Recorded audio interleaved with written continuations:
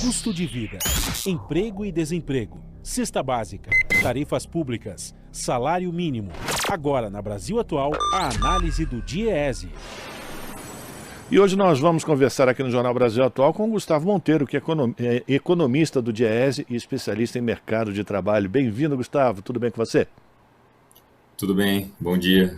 Obrigado pela tua participação. Gustavo, a Pesquisa Nacional por Amostra de Domicílios, a PNAD contínua, que é feita pela IBGE, mostrou que a taxa média de desemprego ficou em 8,6% no trimestre que foi encerrado em fevereiro. Esse resultado ainda é um pouco maior do registrado no trimestre anterior, mas bem mais baixo em relação ao igual período do ano passado, uma redução de 11,2%. O número de desempregados foi estimado em 9.224.000 pessoas e 2.792.000 a menos em um ano, uma diminuição de 23,2%.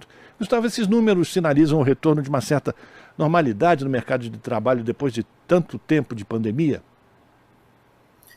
É mais ou menos isso mesmo que a gente está interpretando, né? Até um termo que o próprio IBGE usou na divulgação é que está tendo um retorno à sazonalidade. O que quer dizer isso, né? É normal que no começo do ano a taxa de desocupação, que é a taxa de desemprego, né, ela aumente um pouco em relação ao final do ano anterior, né? E é isso que a gente viu. Mas ao mesmo tempo a gente viu que teve uma melhora em relação ao ano passado, né, ao mesmo período do ano passado. Então o que parece que aconteceu é que agora a gente saiu desse ciclo negativo da pandemia, a gente está vivendo no mercado de trabalho, né, um pós-pandemia em que a gente está retomando a situação que estava antes da pandemia começar em alguns aspectos. E aparentemente, pelo menos a taxa de desocupação é um desses que está retomando ao mesmo patamar que estava antes da pandemia.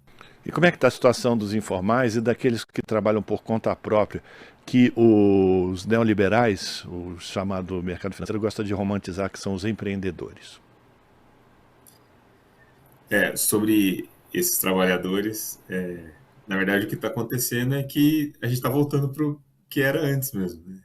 Não dá para falar que teve uma melhora e também não dá para falar que teve uma grande piora, né? O que aconteceu foi que durante a pandemia, esses trabalhos que são mais precários, eles acabaram servindo como um colchão, né, que ajudou a conter o desemprego, que permitiu que a economia continuasse rodando, que permitiu que esses trabalhadores continuassem tendo algum rendimento, mas que agora é claro que a gente espera que se tiver um crescimento da economia, se a gente conseguir melhores condições, que a informalidade continua aquela trajetória que tinha até 2015 de redução, né, que o mercado tenha mais formais.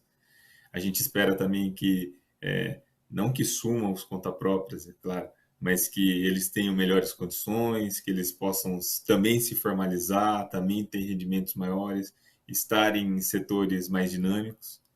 Mas, por enquanto, o que a gente está vendo não. A gente está vendo que continua o que alguns chamam, né, de empreendedorismo de necessidade, né? Que a pessoa ela vai trabalhar de conta própria não porque ela é uma empreendedora, mas porque é a única alternativa que ela tem. E na verdade, o que a gente está vendo agora não é exatamente uma recuperação. A gente está só retomando o que a gente tinha antes.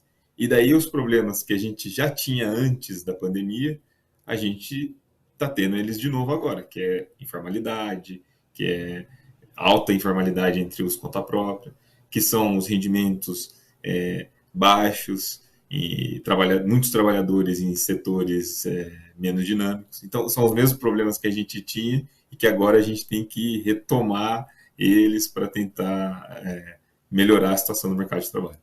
Pois é, e aí quando você fala em rendimentos, eu queria também a tua avaliação sobre o rendimento médio, né? Porque a pesquisa da PNAD contínua também mostra que houve uma estagnação, né, na massa salarial que é paga aos trabalhadores. Queria que você falasse também sobre esse viés, esse recorte. Exatamente. Como a gente ainda está começando essa retomada no mercado de trabalho, os rendimentos também, eles não, a pesquisa do IBGE indica que eles não estão crescendo, né? Um dos motivos para isso acontecer é exatamente a inflação, né? Que a gente veio de um ano que começou com ano passado, né? A inflação ela estava muito alta e daí ela foi caindo ao longo do ano, devido a várias medidas que foram tomadas, mas que agora a gente está tendo o impacto dessas medidas, porque a gente também, a inflação esse ano tende a não subir tanto, né? A continuar no mesmo patamar, mas não é um patamar tão baixo assim. Então, agora a gente vai começar a ter um ciclo de reajustes nos salários que vão compensar aquela inflação alta que a gente teve no começo de 2022. Então, é possível que agora tenha alguma retomada do rendimento médio dos trabalhadores. Mas por conta disso, assim, por conta de como a inflação foi acontecendo no ano passado. Mas realmente, assim, é difícil mesmo essa retomada do rendimento médio sem uma retomada do mercado de trabalho, sem uma retomada forte da atividade econômica, porque a gente precisa disso, retomar o crescimento da atividade econômica. E daí, com a queda do desemprego, os trabalhadores vão ter poder de barganha para negociar salários melhores, para aqueles trabalhadores que estiverem sendo admitidos terem rendimento maior. Então, a gente precisa ter essa retomada da economia mesmo para conseguir ter uma retomada também do crescimento do rendimento. A gente está conversando com o Gustavo Monteiro, que é economista do Diese, que também é especialista em mercado de trabalho, fazendo uma avaliação da última pesquisa da PNAD contínua feita pelo IBGE, mostrando que a taxa média de desemprego ficou estável em 8,6% no trimestre, que foi encerrado em fevereiro.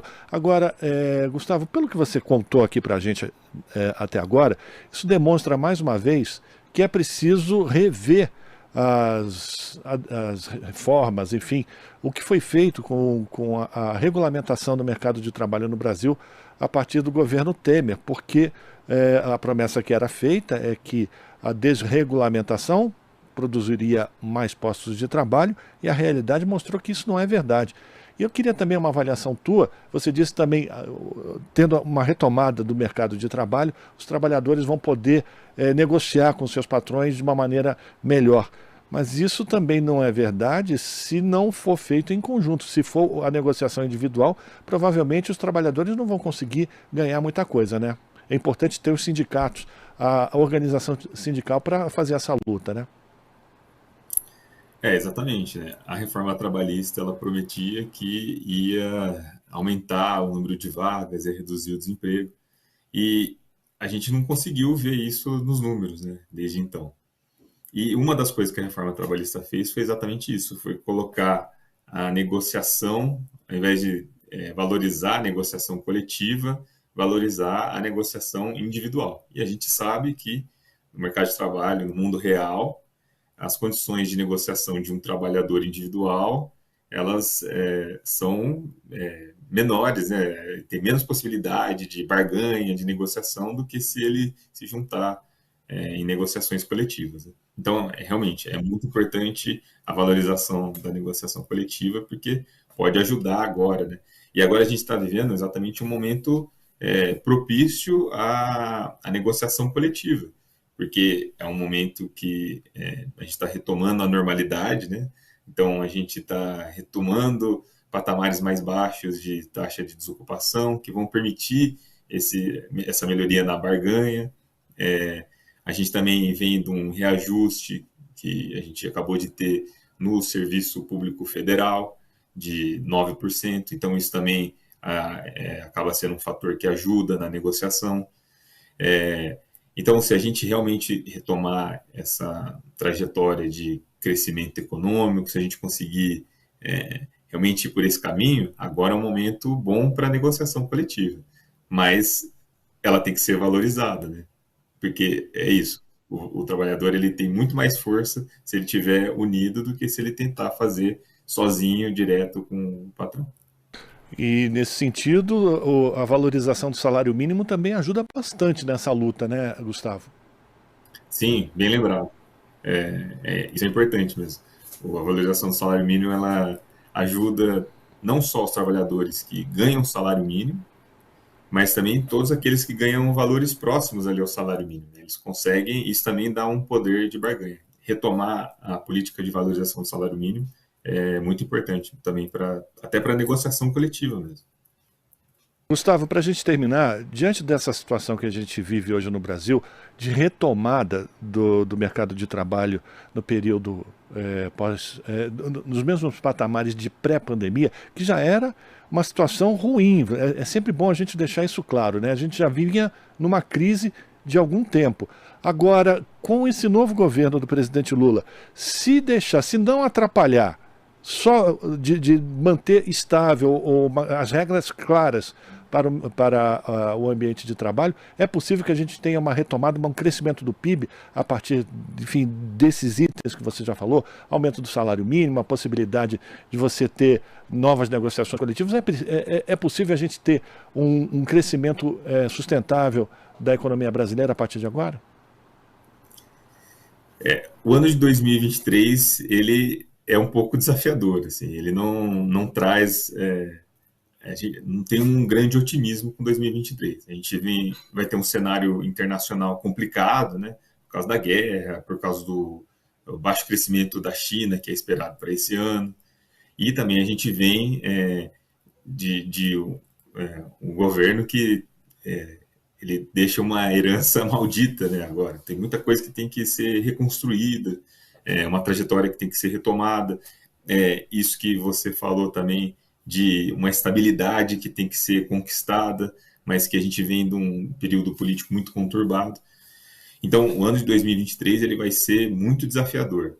Mas é isso, se o governo conseguir essa estabilidade, que é o que ele vem tentando fazer, né, mas conseguir essa estabilidade, reconstruir algumas políticas que foram destruídas, se a gente conseguir manter essa estabilidade para o mercado de trabalho, vai ser importante, porque essa estabilidade é importante para quê? Para retomar a economia, para que os agentes econômicos, né, empresários, trabalhadores, consumidores, as famílias, consigam se planejar.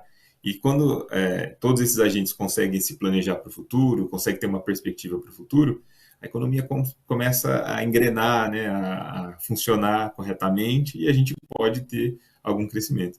Mas, na verdade, o cenário para 2023 não é o mais otimista nesse sentido de crescimento econômico ainda. Mas, é claro, se a gente conseguir fazer essa reconstrução, a tendência é que nos próximos anos a gente consiga dar a estabilidade necessária para a retomada do crescimento da economia. Bom, tem muito desafio pela frente. Quero agradecer a participação do Gustavo Monteiro, economista do Diese, especialista em mercado de trabalho aqui no Jornal Brasil Atual, fazendo uma avaliação dos resultados da PNAD contínua, que mostrou que a taxa média de desemprego no país ficou em 8,6% no trimestre que foi encerrado no mês de fevereiro. Gustavo, muito obrigado pela tua participação, forte abraço para você e a gente volta a se falar. Conversamos com o Gustavo Monteiro, aqui no Jornal Brasil Atual.